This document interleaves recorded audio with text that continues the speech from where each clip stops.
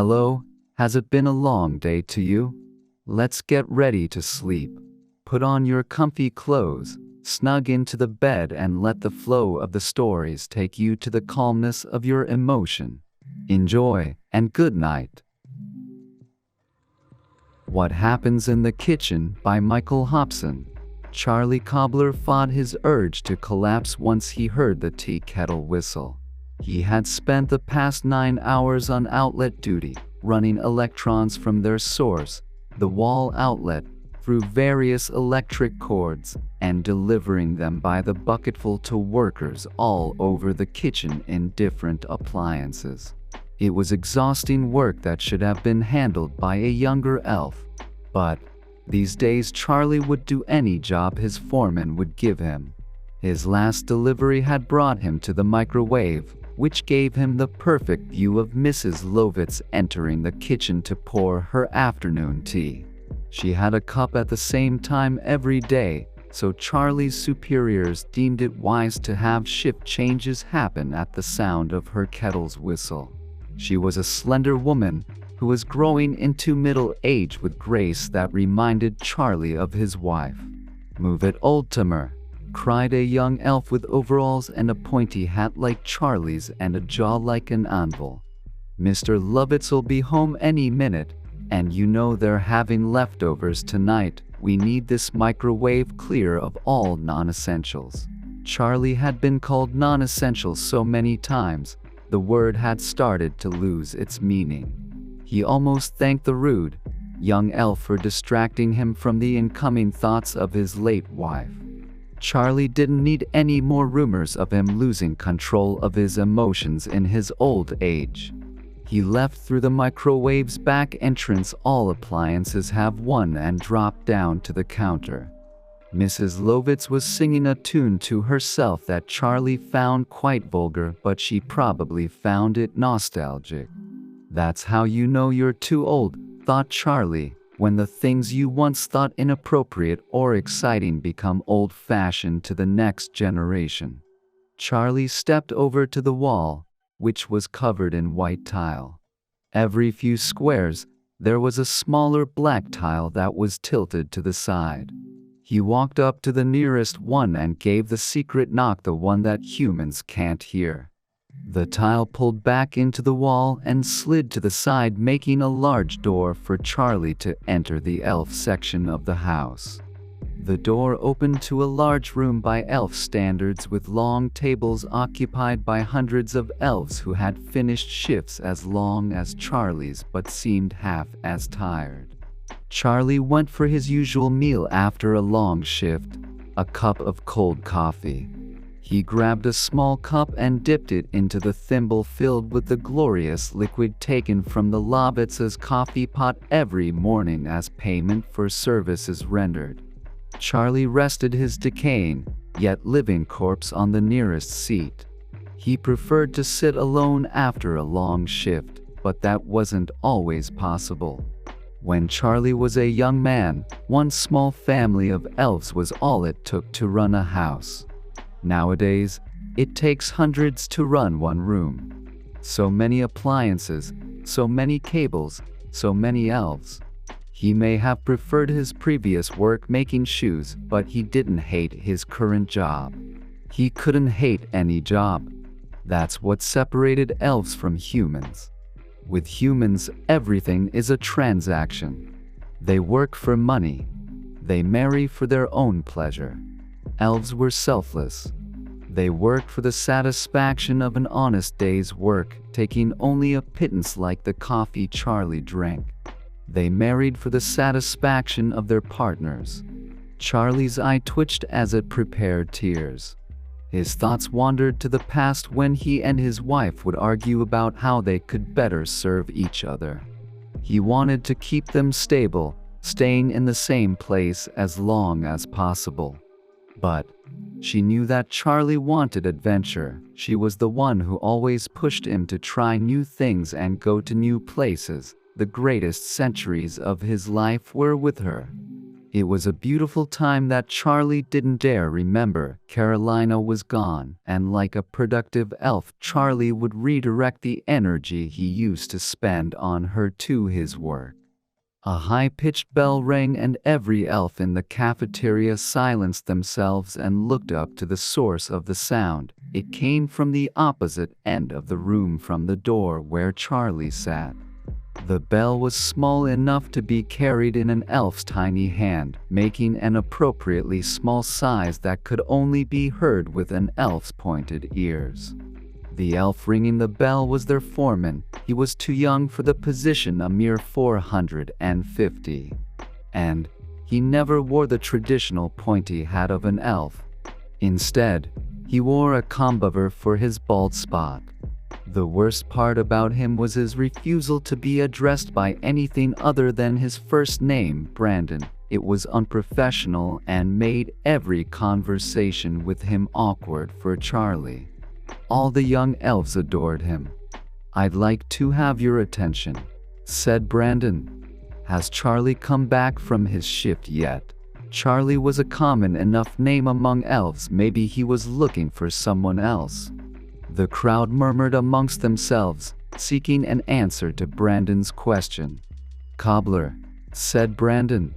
"Has anyone seen Charlie Cobbler?" The other elves snickered. Most elves took the name of the job they fulfilled. There were plenty of transistors and resistors in the crowd, but no other cobblers. It had been Charlie's wife's idea to keep their name when they started working in private residences. She thought it would keep them proud of where they came from. She was a smart woman, but she was wrong in that instance. Charlie sighed, then rose. "Here, sir." "Ah." Brandon looked happy to see him. "Could I see you in my office for a moment, Charlie?" He didn't need to ask permission. He should have ordered Charlie to report to his office and threatened to sack him if he didn't comply in a timely enough fashion. "Of course, sir." Charlie rounded the edge of the room, trying to ignore the snickers of those who looked at him as if he were a bratty child on his way to being punished by the schoolmaster. Brandon was already on his way back to his office through a red, circular door. Charlie followed after him, opening the door to the support beams, which doubled as highways for elves all over the house. They passed the nursery where young elves were being taught how a television remote worked. An elf would hide inside and listen to the buttons a human clicked. Then, the elf used a small mirror to send codes to the elves that ran the television. The codes were complex. Charlie had tried to memorize them, hoping to find a job in the living room, but he was too old to learn such complex work. Charlie and Brandon made it to a small, humble door with a plaque that read, "Chief Supervisor of Kitchen." Brandon held the door open for Charlie. Another breach of protocol. Charlie tried to set things right. "After you, sir." He gestured to the open door. Brandon smiled, refusing to move. "I insist, you first." Charlie had no other alternative. He entered first. Brandon's office was too comfortable for Charlie's tastes. There were 2 sardine cans, one on each wall. The tops of the cans were peeled off and the insides were stuffed with dried grass from outside. They were heavenly to sit on. Charlie's legs and back were soothed by the sight of them. But Charlie didn't find it appropriate to feel at ease in his foreman's office. In the corner, there was a pile of trash. Dozens of papers carpeting the floor with no organizational method. Brandon jumped onto one of his cans as if it were a bed and let out a yawn.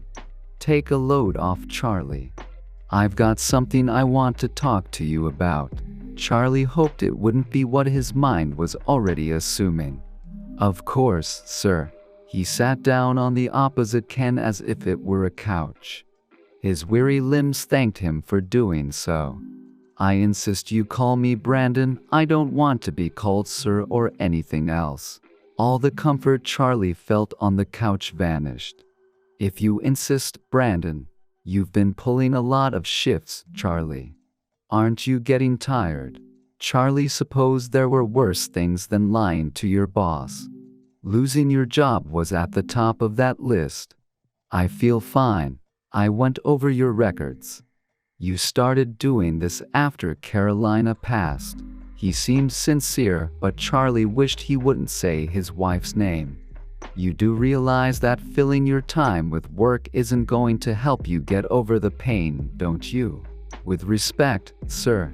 Charlie's tone was as firm as he dared to go when speaking to a superior. Is it not customary for an elf to dedicate himself to his work after the death of his spouse? Brandon paused for a moment, considering his response. Yes, but isn't that a little old-fashioned, sir? He remembered his request and corrected himself. Brandon, I am over 900 years old. I am a little old-fashioned. Brandon sat up, mirroring Charlie's position on the opposite can. At the rate you're going, you'll work yourself to death. And that might not be an exaggeration. Charlie stood and adjusted his overalls to make sure they looked smart. Then, so be it. Would an elf ever be prouder than to be found dead at his post after excelling at his work for his house? Brandon started to speak, but in a move that shocked himself, Charlie interrupted him. I'd like to get started back to work as soon as possible. Please assign me to the next shift. With that, Charlie started for the door. You just got off a double shift, Brandon said. You must be exhausted. Someone must show these young elves how to do a good job. Charlie's hand was on the small doorknob. That's the thing, Charlie. Brandon's tone turned dour, like how the doctors had when he told Charlie that his wife's condition wasn't going to improve. You've not been doing a good job. Charlie spun around, realizing the true reason he was here. Brandon couldn't look Charlie in the eye. Your productivity is way down. You can't run through a power cable, delivering electrons with the same speed a younger elf can. The truth was spoken. And it was the worst possibility Charlie's mind could imagine. It was something he already knew to be fact. But, in the past, he could lie to himself and say that the other elves wouldn't mind if he were a little slower than them. They could learn from his wisdom and experience. What foolishness! Charlie's anger subsided as he realized there was nothing for him to do but retire. He'd spend the rest of his days wandering across the support beams, chatting with those who'd bother to take an interest, living without purpose. Being alone. Charlie never could have imagined himself crying in front of his foreman. He wasn't some young pup being chewed out for the first time. But he was weeping, unable to control the fear and sadness inside him from leaking out in a liquid form. Brandon stood, walked over to Charlie, and embraced him. It'll be okay. Charlie understood his soon-to-be former employer's predicament. No one wanted a sad, old elf crying in their office. But he also wanted to slap Brandon for patronizing him. How can you say any of this is okay? You're condemning the rest of my life to misery. Brandon actually laughed. Isn't that a little dramatic? Certainly not. Charlie knew he'd regret his words and tone later, but he'd say his piece. You want to rid me of the one thing that brings me satisfaction because I don't measure up to your productivity quota. You are a cruel elf, with no sense of dignity, nor true appreciation of your employees. Charlie, Brandon brought his hands up as if he were trying to calm him. Let me finish before you bite my head off. I knew you wouldn't want to give up work entirely, so I sent out a few letters about you. The embarrassment Charlie anticipated earlier hit him like a hammer. You did what? I'll be honest, most of the elves I contacted didn't like the idea of hiring someone pushing 1,000. But a cousin of mine seemed interested. Brandon walked to the back of his office to a pile of papers stacked in the corner. Charlie had assumed the papers were part of a trash pile. He was surprised as Brandon skimmed through the pile, snatched up a folded sheet, and brought it over for Charlie to read. There must be some system in place that Charlie had never considered. He's gonna run a new factory in the city as soon as it opens up. He thinks you would be a great asset. The momentary hope that Charlie had vanished. He refused to take the paper. I have never worked in a factory. 800 years ago, I worked in a cobbler's shop and have been in private residences for the past several centuries. I am too old to learn a new trade. Thank you for trying to help. And I am so sorry for speaking to you the way I did. Brandon cocked an eyebrow. He grabbed Charlie by the wrist and placed the folded paper in his hand. Read the letter. Charlie unfolded it. His eyes struggled to read the small letters, but the point came across as a smile formed on Charlie's face. It's a shoe factory. Brandon nodded. He needs an expert on how shoes were made in the old days. He wants to bring back that elf quality that shoes have been missing. But I'll only write back to my cousin if you promise you won't work yourself too hard. Charlie's hands shook as he read the letter over and over. But his thoughts kept going back to Carolina and how she always pushed him to new adventures. He supposed one more wouldn't hurt. When Emotions Took Shape as Words by Latha Prakash. There was a hurricane of activity in the hallway. The atmosphere was exuberant. Ignoring all the frolic, Monica sat at her writing desk and stared at the speck of dust on the window pane without diverting her gaze even for a second. That tiny speck seemed to take in the myriad eclectic emotions that churned in her heart and created a whirlpool. The paper that lay on the table fluttered in air and made a tapping noise each time and stroked the table. The clock ticked at its pace, oblivious to the turmoil in her heart. Her mind was flooded with memories, both good and bad. She was married at the age of 21. Dave was a good man and a wonderful husband. He was everything she had asked for. 2 years after their marriage, they were blessed with their first child. She had given up her full-time job and worked at a quaint cafeteria in their locality for a few hours every day. She juggled between her role as a new mother and a part-time employee. Her pregnancy glow was replaced by the grime and angst caused by the newly acquired responsibilities. During their 4th year of marriage, they were blessed with another child. Taya was joyous on knowing that she was the elder sister who got to boss around her sibling. John was the quieter of the two. He was more sorted and balanced. He was Monica's ray of hope.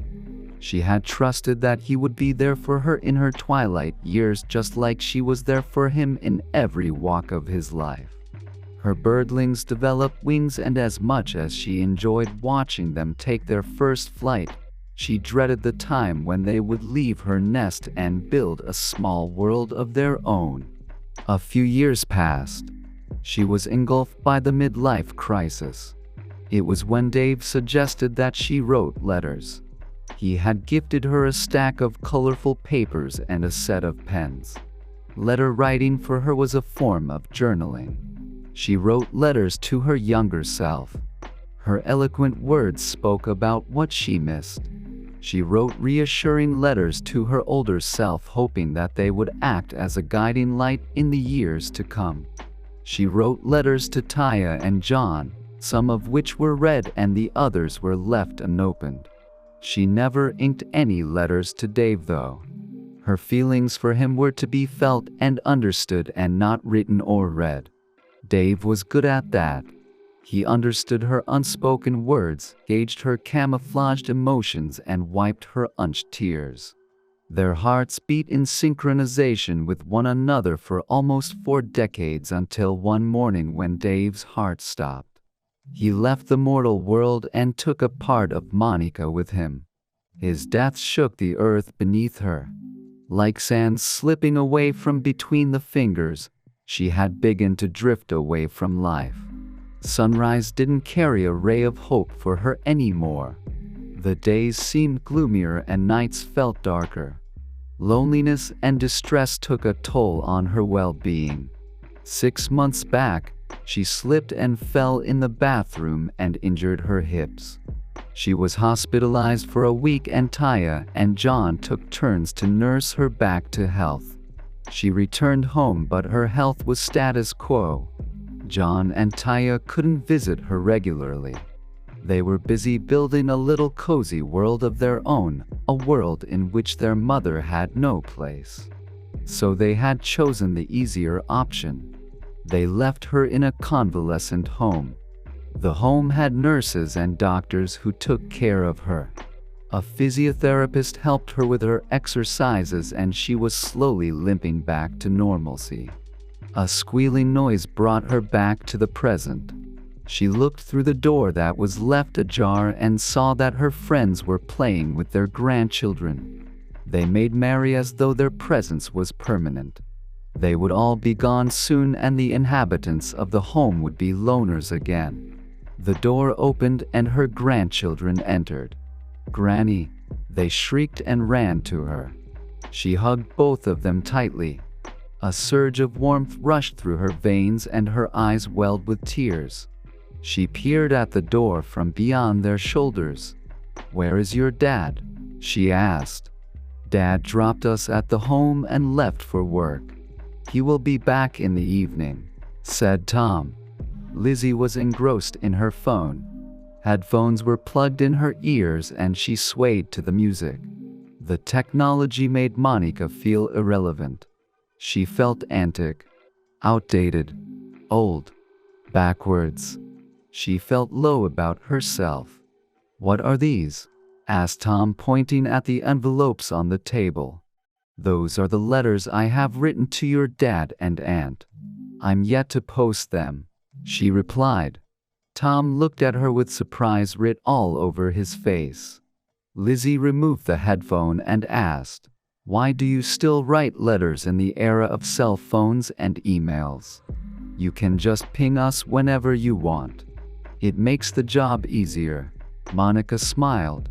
She was relieved that Lizzie got rid of those clutches that held her ears and robbed her of the present moment. She looked at the letters endearingly and said, "Letters give a personal touch and a tinge of warmth that the electronic messages lack. Writing a letter takes time and effort, but when we put a pen to paper, emotions take shape as words and flow freely from the nib. That doesn't happen when you type away on your phone or computer. That feeling of holding a dear one's letter in your hands is priceless. You can feel a whiff of their fragrance. When we read a letter, it feels like the one who wrote it is conversing with us. We can hear their words, feel their emotions, caress their tears, and share their smile. Letter writing is magic." Lizzie looked at her and rolled her eyes. "Isn't it time-consuming? You can type and send a message in the blink of an eye. Letter writing is boring," she remarked. "Writing a letter takes time. So does forging a relationship. In the era of 2-minute noodles and instant fixes, one doesn't enjoy the process of doing things. Everything has become use and throw. Read and delete," said Monica and walked to the cabinet and opened it. She reached for a mahogany box. Placing it on the table, she opened it. The letters were torn at the edges. They had seen the good, bad, and worst days. Ink was smudged at a place or two, yet they were precious, as were the memories. The letters carried the words written by Monica's mother. It gave an account of their lives. Picking up a letter from among the lot, Monica began to read it. "You have always made us proud," she almost choked. "My mother had written these letters many decades back. Whenever I read them, I feel that she is by my side, protecting me and guiding me. Letter writing might have become irrelevant with time, but it is cathartic and soul-invigorating," said Monica. Lizzie nodded. She diverted her gaze. Maybe she had nothing to say in her defense, or she wanted to respect her granny's opinion. She chose to embrace silence. "I have written more than 200 letters," Monica claimed with pride, while Lizzie looked at her phone and nodded absent-mindedly. The sound of pen rolling on the paper diverted Monica's attention. She turned and saw that Tom was scribbling away. "What are you doing?" asked Monica. "Oh, I'm trying to write my first letter," he said. Tears threatened to bite the corner of Monica's eyes. "Will you help me?" he asked. Joy flowed out as tears, and she agreed.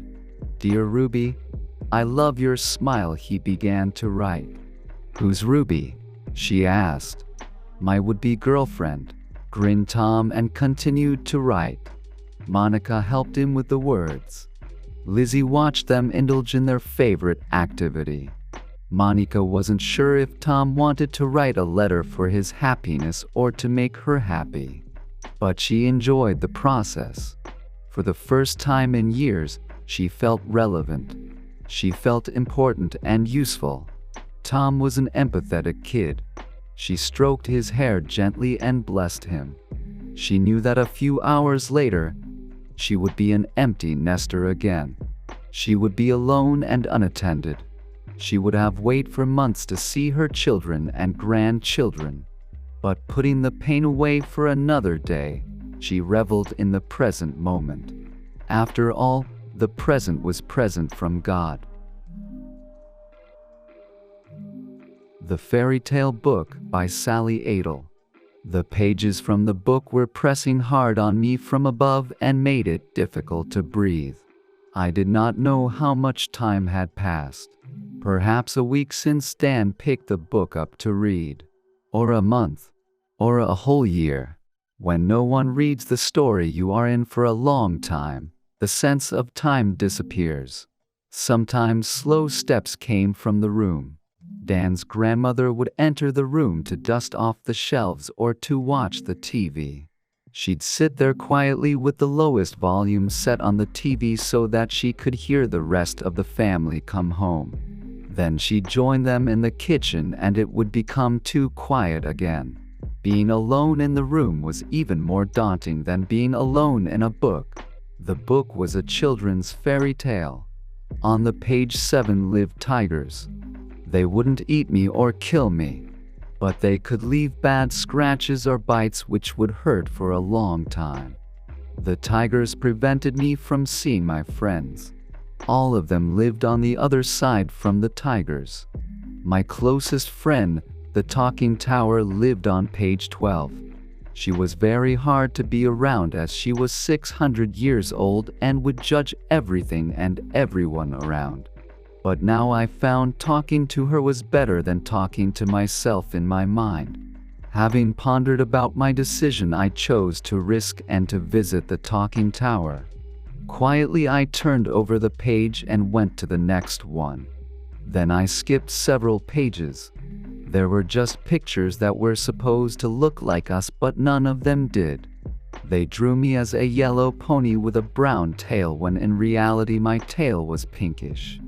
The writer created me this way, but forgot to mention it in the book, so here I went.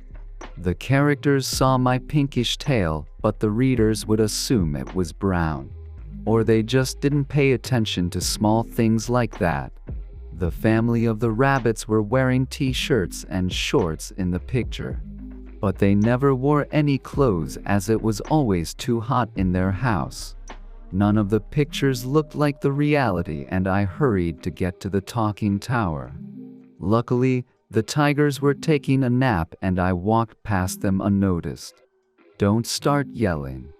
I know you are bored and old and want to nag at everyone around," said I. But the tower didn't respond. I stepped closer to her and looked up. She looked sad and the window sills, which were supposed to be her eyebrows, were crooked downwards. What's wrong? I started getting worried. I feel that I don't have much left. It was unsettling to hear her usually loud voice be so weak. There are towers that are much older than you. I heard of a tower who is 1200 years old. You do forget basic things. What? We are book characters, and we are immortal. Then why are you saying, started I, but she interrupted me. As long as someone reads us and remembers. Finish the tower. Suddenly I regretted coming here. Not knowing the sad truth would be easier. Characters would disappear one by one and the pages would turn white. Even the tigers would disappear. Then I would be the last one to disappear too, as the story begins with me. What will I do when everything I knew since the beginning ends and I am left alone? What will happen to me after I disappear? Will it be a death like humans experience, or will I just forget everything and wake up as a new character in a different story? Since we are fictional, will we go to fictional hell and heaven? My very first memory was still with me. I was invisible for a few minutes. The writer was creating me in front of me. I still can't remember what she looked like, but she wore thick glasses and had very curly hair. Suddenly I grew 4 dog legs and large ears. Okay, you'll be a dog, came a voice. I looked at the writer, but she wasn't speaking. Apparently, those were her thoughts. Nu, yelled I. Make me a nice pony. I want to gallop through the book. I didn't hear myself, but she suddenly stopped typing. Then took off her glasses, wiped them and put them back on again. I saw my paws turn into a pony legs and laughed. And I want a pink tail. Make my tail pink, asked I. Not now, stop bothering me or I'll forget the names of the rabbit's family. Stop thinking so hard. The talking towers seemed irritated. And look behind me. Behind the talking tower there was nothing. Just white emptiness. Everyone else disappeared and now me, the tower, and the tigers were the only ones left. We have to make someone read the book, screamed I. They forgot about us. All the kids do nowadays is just play on their stupid, what are they called? Telephones? The tower seemed to get her bad temper back. Not now. I have a plan. Luckily, the tower was big and heavy enough. If she managed to shake the book and make it drop, someone from the family would eventually remember and read it. I ran to the side of the page and pushed hard to make the book fall. It took some time, but we succeeded and it fell with a loud thud. The tower hit me when we were falling and hurt my leg, but I forgot about the pain as soon as I heard the steps running to the noise. Oh wow, your book fell, Dan, came the mom's voice. I'll read it to you tonight before bed. We let out the biggest cheers, but of course no one heard us. Later that evening, the mom opened the first page. She saw the black text on the white page and started reading out loud, making the list of groceries she needs to buy tomorrow in her mind at the same time. But her son immediately saw me and cheered. I jumped from the joy. His mom turned the page and continued reading as Dan watched me gallop through the book to meet the tigers, the talking tower, and the rabbit's family.